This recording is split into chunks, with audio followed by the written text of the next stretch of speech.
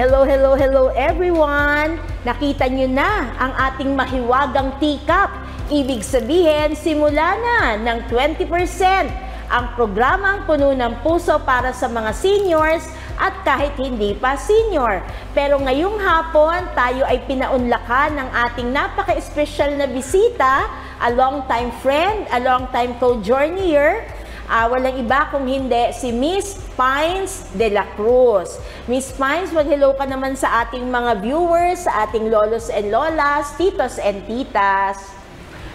Magandang hapon po. Isang malaking karangalan na maimbitahan sa ganitong napaka-espesyal na okasyon ng ating pinagpipitagan ng mga kaibigan at itinuturing na haligi ng industriyang pangkatauhan. Amen. Si Ate Gaines at saka si Kuya Noel po. At mamaya, as promised, laging alam nyo dito, hindi gender reveal, age reveal. So yung bisita, ang nag-age reveal pag pwede, pag kaya. Pag hindi kaya, no problem tayo dyan. Pero syempre, kunin nyo na ang inyong mga tsaa, kunin natin ang ating teacup, Miss Pines, sasabay tayong uminom sa kanila, kunin nyo na yung inyo, sabay tayo.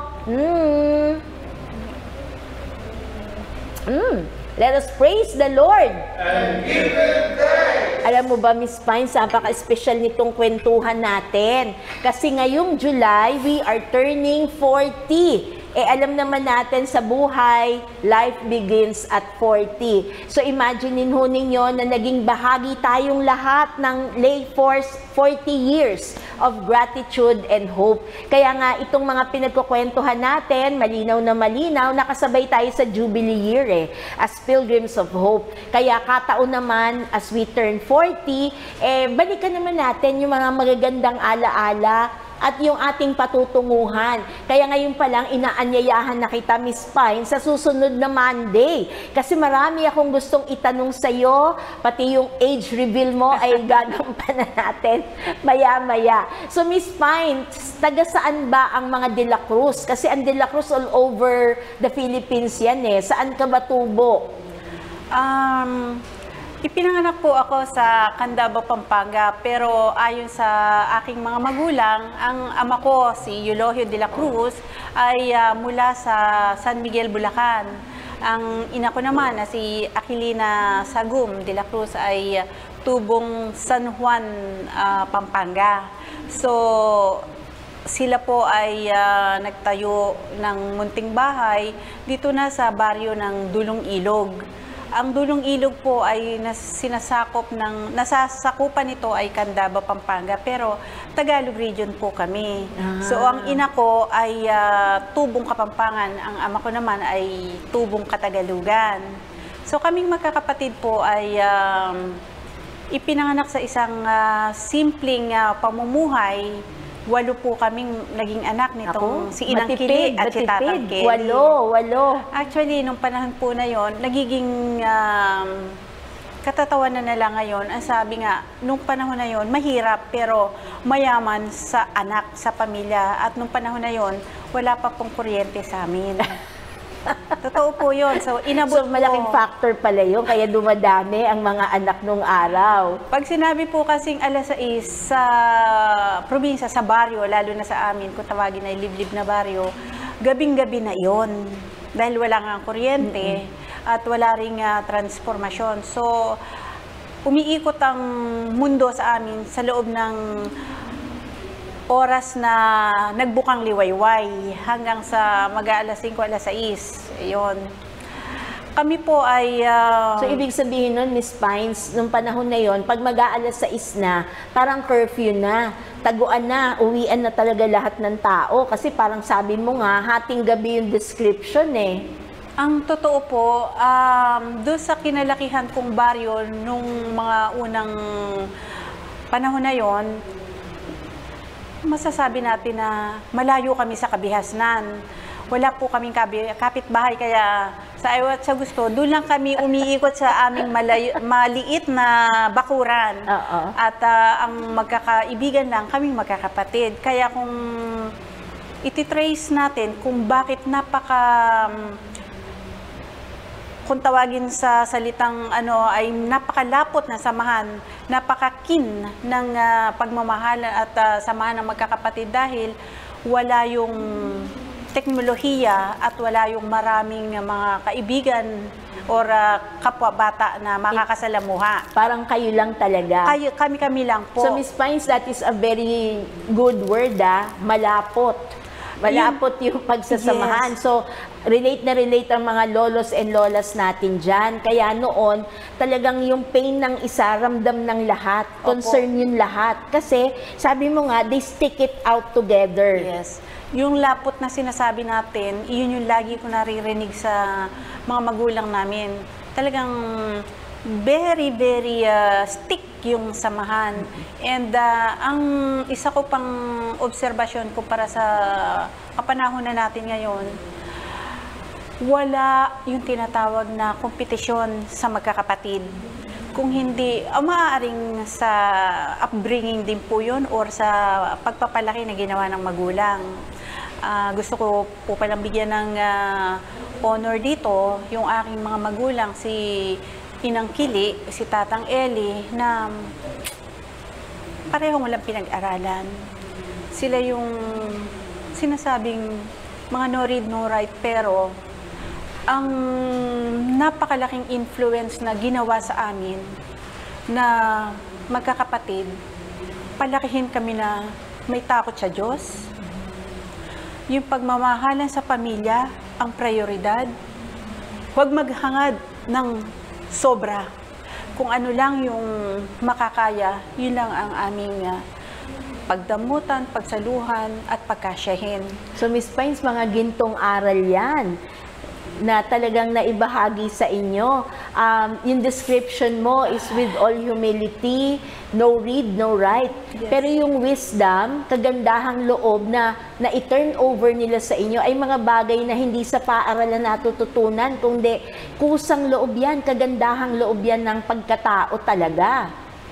Siguro po, totoo yung sinabi mo, Ate Gaines, dahil yung salitang pagpapahalaga sa edukasyon sa magulang namin, unang natutunan dahil tayo sa ngayon, malalaman natin na ang unang-unang eskwelahan pala natin ay ang ating tahanan. Yes. Unang-unang guro pala natin ay ang ating mga magulang. Yes. At ang unang-unang mga kamag-aral natin ay ang ating mga kapatid. Base yan doon sa kinalakihan kong baryo, sa maliit na komunidad. Ngayon po, bakit ko nasabi na walang pinag-aralan pareho, no read, no write, ang aking mga magulang. Pero, bakit gano'n na lang nila pinahalagahan ang edukasyon? Sinabi po ng inang ko, ng tatang ko na,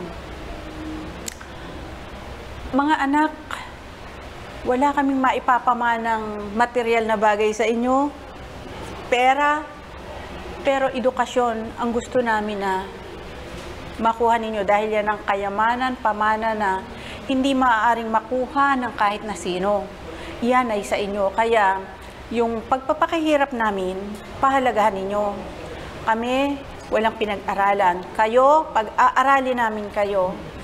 Kung sa kabila ng aming pagpapakahirap, sa kabila ng aming pagpupunyagi na kayo ay matutong bumasa, sumulat, makapag-aral, at kayo, lulukohin nyo kami. Pakatandaan ninyo, mga anak, kayo pa rin ang paniniwalaan namin. Wow. Dahil wala kaming pinag-aralan eh. Wow. Maniniwala kami, mataas ang respeto namin sa inyo dahil kayo pinag-aral namin. So, nung nangyayari yan sa'yo, Miss Pines, may hiya na kaagad. Siguro, na parang alam mong may responsibilidad ka na hindi mo sila bibiguin. Siguro po, yun yung sabihin nating pinakamabigat na armas na nagamit nila sa amin. Dahil yung exposure namin do sa pagpapalaki nila sa amin, yung no arrogance, purely humility. At ang sinabi nga nila, yung tiwala, napakabigat. Pag ang tiwala ang nasira, hindi na maaaring ibalik. Nagbigay siya ng halimbawa sa isang malinaw na babasaging baso. Buong buo itong baso, ibinagsak, nabagsak, nabasag, idikit man ito, hindi mawawala yung pilat, yung bakas. Ibig sabihin, hindi na maibabalik sa dati. Pag yan, pagdikit-dikit, ang eksplanasyon ng magulang ko na walang pinag-aralan niya na, pero mas matatag at malalim po kumpara sa edukasyon na nakuha ko sa eskwelahan. Sabi nila, sinisimbolize yung mga pilat na yan ng basong pinagdikit-dikit. Yan, ang tiwanang hindi na maibabalik. Pero napagdikit-dikit muli yan, ibig sabihin, natuto kaming nagpatawad, binibigyan ka uli namin ng pagkakataon, binibigyan ka uli namin ng tsansa na ibalik mo sa dati yung magandang buhay. Dahil pag ginamit mo yan, magagamit mo siya muli. Pero pakatandaan mo, Alala mo yung marka. yan yung sobrang napakalalim ng ng wisdom ng inyong inang, no? naalala ko po kasi sila, sobrang mahal ko si inang at si tatang, kaya pagka naalala ko yung mga kanilang gintong aral. So, Miss Pines, ibig sabihin, nung time na yun na nasa remote barrio kayo, so nagsakripisyo din kayo, sigurado malayo yung paaralan ninyo. Ay, opo, Ate James. Baka hindi na kayanin ng mga kabataan sa ngayon. Yung hahalin tulad natin sa pamasahe na lang. Mula doon sa bahay namin hanggang sa eskwelahan, ang pamasahe ay siguro nasa 25 to 30 pesos. Doon lang sabihin malayo. Malayo. Doon pa lang yan doon sa elementary school na pinag-aralan namin. Yun po, araw-araw, sa umaga at sa hapon. Nilalakad lang namin yan para makapasok doon sa public school. Sabay-sabay po kayong 8? Kaming tatlong magkakapatid. Tatlo pa lang po kami noon. Yung maliliit, di pa nag-aaral. Okay. At ang pinaka-challenging sa lahat, wala pong sasakyan na nakakadaan doon sa lugar namin dahil putikan. Walang bato, putikan. Typical na putikan.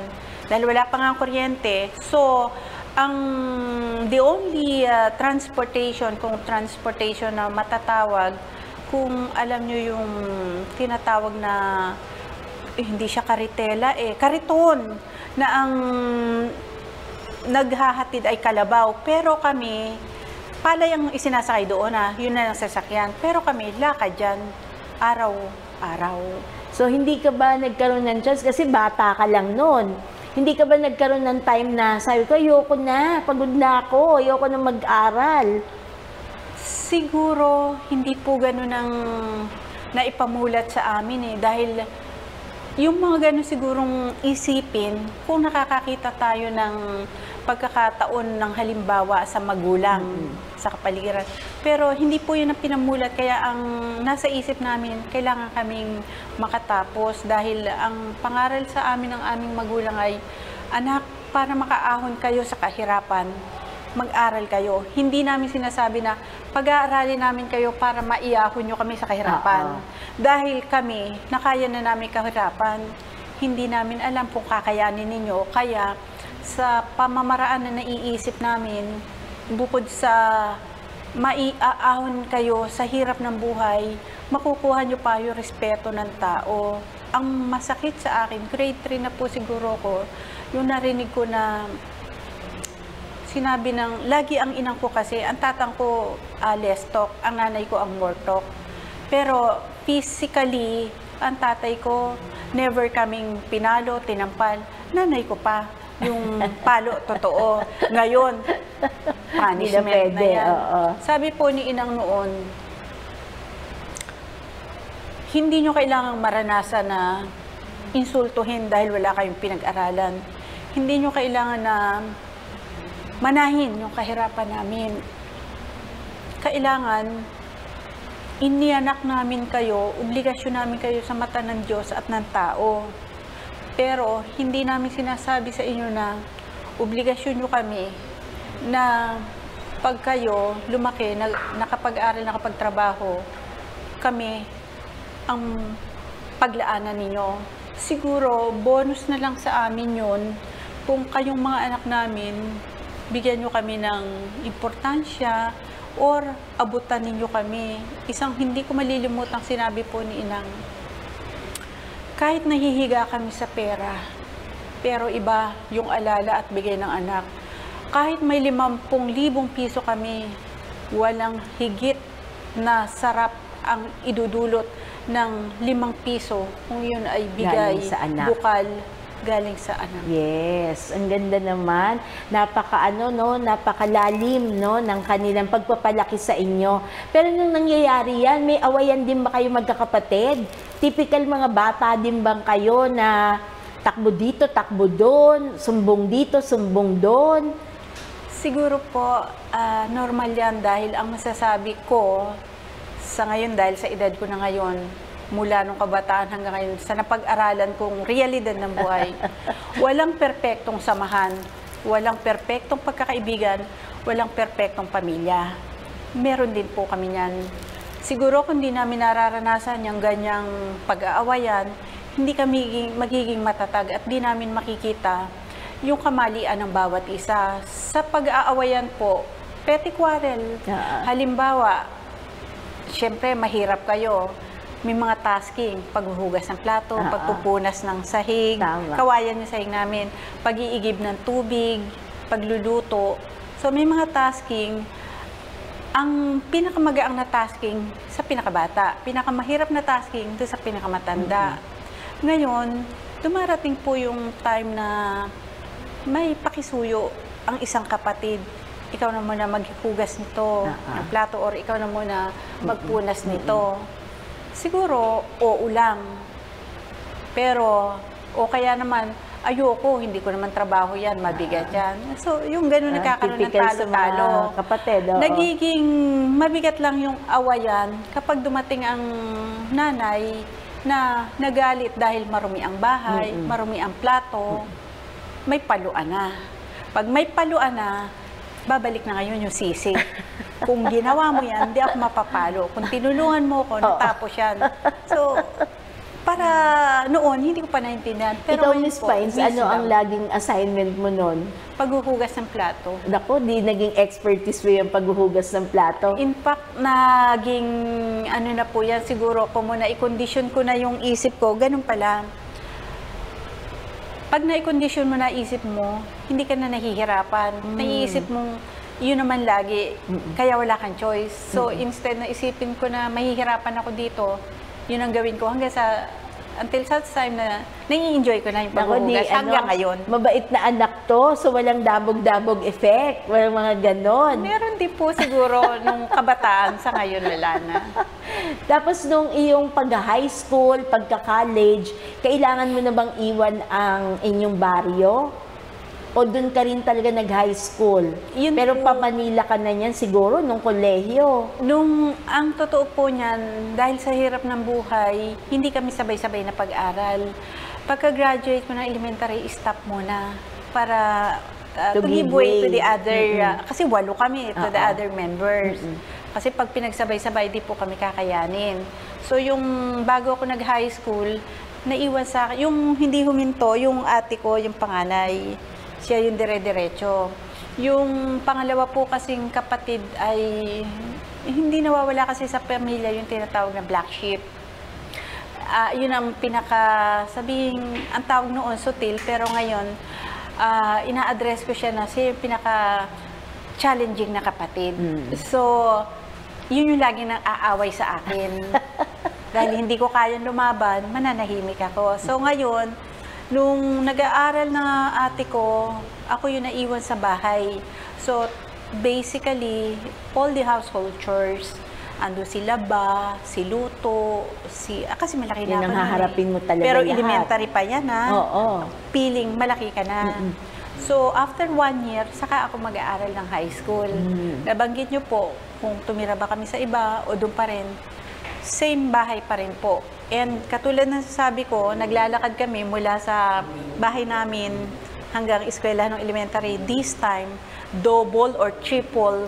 Oo, mas malayo na yan. Yung layo. Pero maniniwala po ba kayo na yun ay lakad siya umaga, lakad siya gabi. Kaya nga ngayon, ginagawa na lang naming tukso na siguro kaya hindi ako lumaki.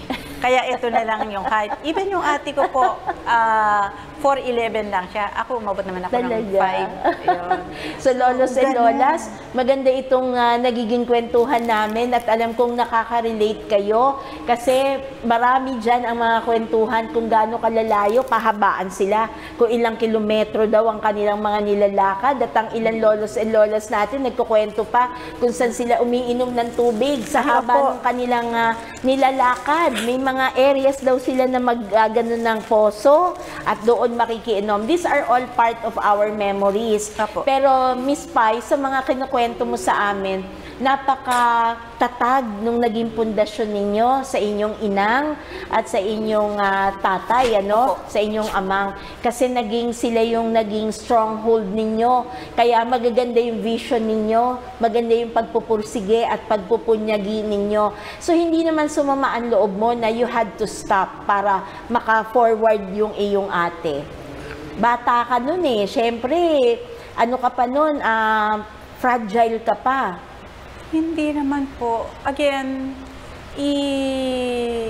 bigyan ko po ng kredito yung orientation namin, yung pagpapalaki ng inangatatang namin na maganda, ipinapaliwanag nila. Siguro kung basta stop ka lang anak, hindi pa kaya, ate mo lang muna, baka siguro nagalit ako, umiyak ako, nagtampo ako. Pero doon sa paraan po ng pagsasabi ng anak, sa dami ninyo, nakikita nyo naman ang trabaho namin. Kulang na lang sabihin na hand-to-mouth existence ang sitwasyon namin. Na hindi ka naman totally, hindi mag-aaral. Hihinto ka lang para naman hindi masyadong maiwan itong isang kapatid.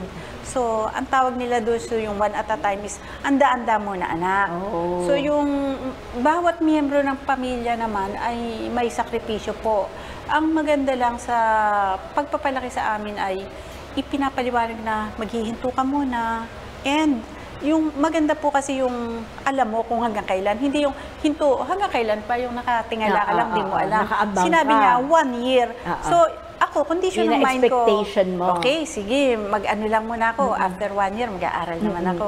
So, walang hinanakit, walang sama ng loob. Kasi maganda po at malinaw. Maganda itong pinag-uusapan natin, malaking bagay kasi ngayon ang mga kabataan natin feeling entitled. Yes. Yung bang maliliit na bagay pero sa kanila big deal. Yung para bang ito lang, dinideprive ako, may mga ganon. So lolos and lolas, pwede nating kapulutan ng aral. Yung naging technique ng kanilang inang, no, at ng kanilang tatang. Kasi nagiging maluwagan lahat dahil nagsisharing, may kontribusyon yung buong pamilya kahit na ang bata-bata pa ninyo. Paano ka naman nagdesisyon sa kolehiyo na anong buhay ang papasukin mo in the future? Nung nangangarap ka na, anong magiging ano ka? Ate Gaines, pagkatapos po ng high school, actually, stop na uli ako. Kaya hindi ko inasahang makakapagkolehiyo ako dahil naging matapat na naman ang inang ko. Ang sabi niya, hindi nila kayang magpaaral ng lahat. Sabay, oo. So ngayon, hindi rin niya maipangako na kung matapos ang ate ko, ay kaya ba akong tustusan. So ang sinabi po niya ay, anak, mag-aaral ka rin kung makakaya namin. Ba't sa ngayon, hindi pa. So ako naman, dahil nakita ko hirap ng buhay namin, nagtitinda lang ng lutong ulam o kaya isda ang nanay ko. Sobrang napakahalaga ng pera, sobrang napakahirap kitain. Ang tatay ko naman, kargador or nakikipanulungan sa bukid. Wala pa kaming bukid noon. So, sa mura kong isipan, alam ko na kung gaano kahalaga ang pera at kung gaano kaliit yung umaakyat. Paano nga ako makakapag-aral? So, kung nakikita ko ang ate ko na kolehiyo na buwanan kung umuwi para lang kumuha ng supply na financial aid, support. Dahil hindi marunong lumuwas ang nanay tatay ko, kaya uuwi sa ate ko.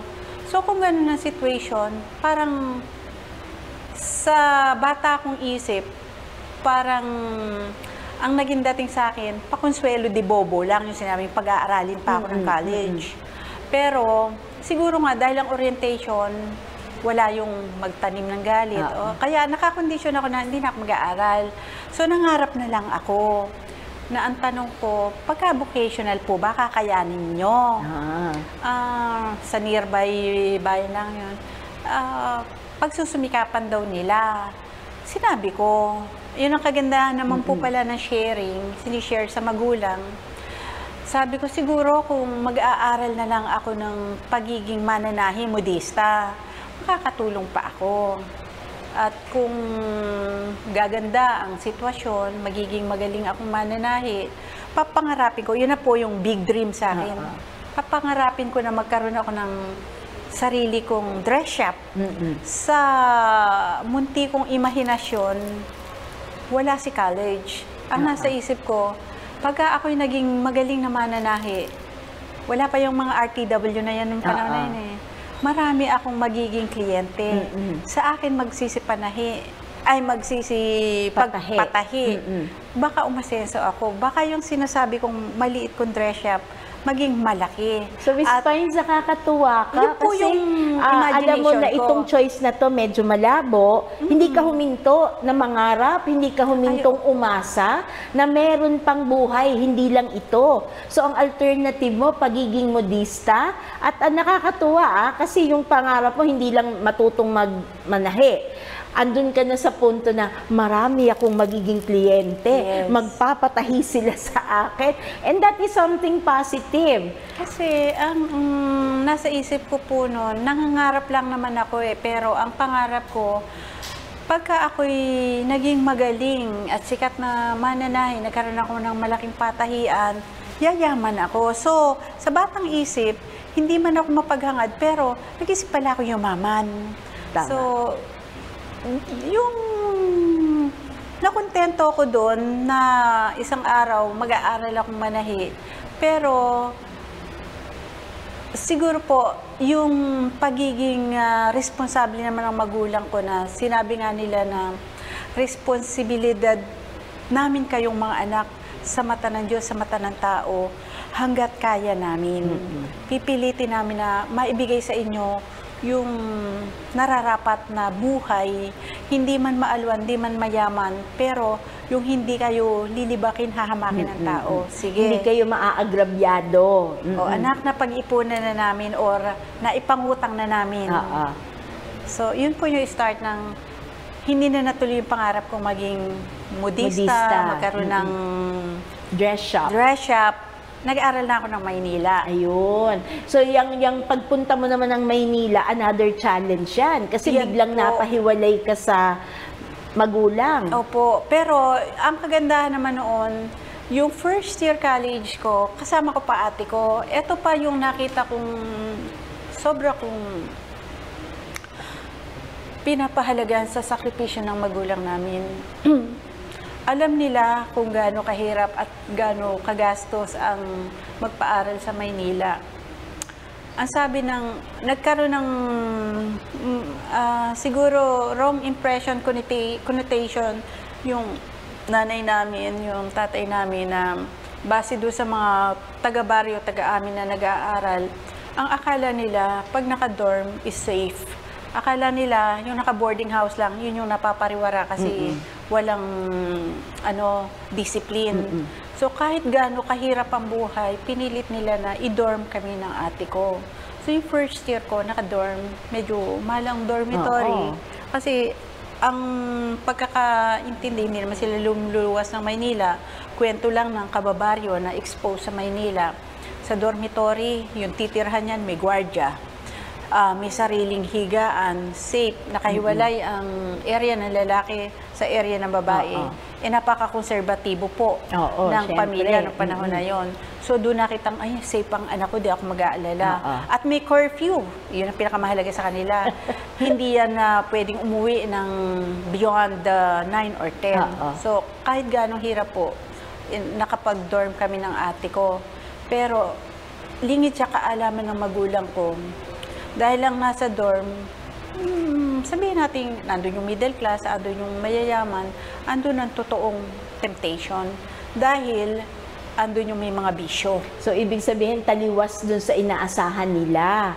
Iba yung visualization nila sa actual na nangyari. Pero uunahan na kita, Miss Pines. Palagay ko sa disiplina naman na ibinigay sa inyo ng inyong magulang, hindi madali sa inyo na matukso. Kahit na nandyan na, nakasiwalat na ang lahat. Pero maliwanag sa inyo ano ang focus ninyo sa inyong buhay. Opo, Ate Gain. Siguro, yun nga yung sinasabi ko na pag ang upbringing mo ay may matatag na pundasyon, kaya nga sinasabi ko ngayon sa mga kabataan, sa anak ko, sa mga pamangkin ko, anak ng mga pamangkin ko na makinig sila, isa puso ang pangaral, hindi sila mapapariwara dahil doon sa tukso na sinasabi, sa dormitory po kasi, ang socialization para income. Pag may birthday, umiinom na ninigarilyo. Ganyan kami doon. Hanggang sa maging bisyo mo na yan. Habit na. Ngayon, siguro, doon kaya sa orientation, na sabi nga ng inangatatang ko, mga anak, kayo, kami pa lang ni Ate noon yung pinag-aral ng Maynila. Kahit sabihin nyo na ganito, ganyan, hindi naman yun ang katotohanan. Again, sa inyo pa rin kami maniniwala. Dahil hindi kami marunong magbasa, hindi kami marunong magluwas para i-check kayo. Hindi kami makakaluwas, hindi kami marunong yan, mawawala kami. Kung ano sasabihin nyo, yun ang paniniwalaan namin. In short, uulitin ko na naman si Baso na halimbawa ko kanina, sabi nga nun, anak, napakalaki ng tiwala namin sa inyo. Pero pakatandaan ninyo, minsang nawala ang tiwala na yan. Napakahirap na ibalik. Siguro sa batang isip namin, dahil napakaganda ng pagpapalaki at naitanim ng maayos yung mga gintong aral na sinasabi nyo, lagi ko naaalala yung salita ni Inang ni Tatang na ano tawag po doon sa parang